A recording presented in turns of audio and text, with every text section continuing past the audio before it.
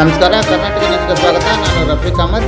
ದಾವಣಗೆರೆ ಜಿಲ್ಲೆ ಜಗಳೂರು ತಾಲೂಕಿನ ಜಗಳೂರು ಪಟ್ಟಣದ ವಾಲ್ಮೀಕಿ ಭವನದಲ್ಲಿ PLD ಬ್ಯಾಂಕಿನ 2025-26ನೇ ಸಾಲಿನ PLD ಬ್ಯಾಂಕಿನ ಅಧ್ಯಕ್ಷರಾದ ತಿಮ್ಮರಾಯಪ್ಪರವರ ಅಧ್ಯಕ್ಷತೆಯಲ್ಲಿ ಸರ್ವ ಸದಸ್ಯರ ಸಭೆಯನ್ನು ಹಮ್ಮಿಕೊಳ್ಳಲಾಯಿತು.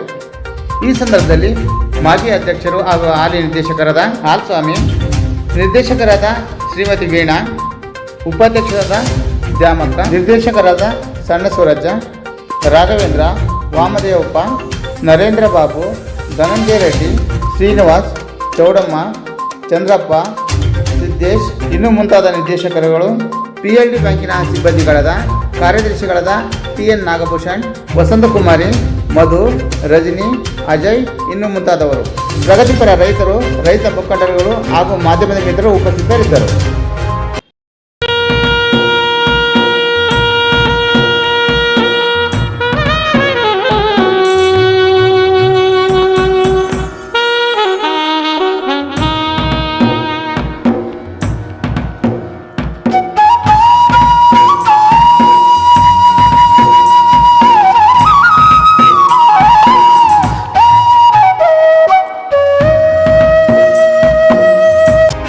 PLD ಬ್ಯಾಂಕಿನ ಅಧ್ಯಕ್ಷರಾದ ತಿಮ್ಮರಾಯಪ್ಪರವರು ಸಭೆಯನ್ನು ಉದ್ದೇಶಿಸಿ ಮಾತನಾಡಿದರು.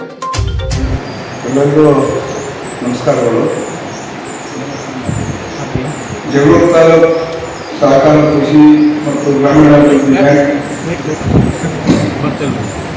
ಜಗಳೂರು ವೇದಿಕೆ ಮೇಲಿರ್ತಕ್ಕಂಥ ಎಲ್ಲ ನಿರ್ದೇಶಕರು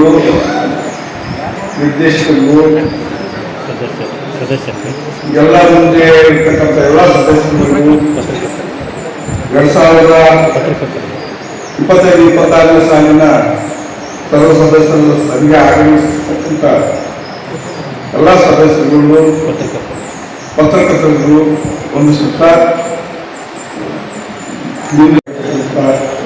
ಆಮೇಲೆ ನಾವು ಸಾಲ ಸ್ವಲ್ಪ ಮುಂದೆ ಕೊಡುವ ಬಗ್ಗೆ ನಾವು MLA-ಗಳನ್ನು ತಂದು ಮತ್ತೆ ನಿವೇಶನ ತರಬೇಕು ಅಂತ ಹೋಗ್ಬೇಕು ಅಂತ ತೀರ್ಮಾನ ಇವೆ.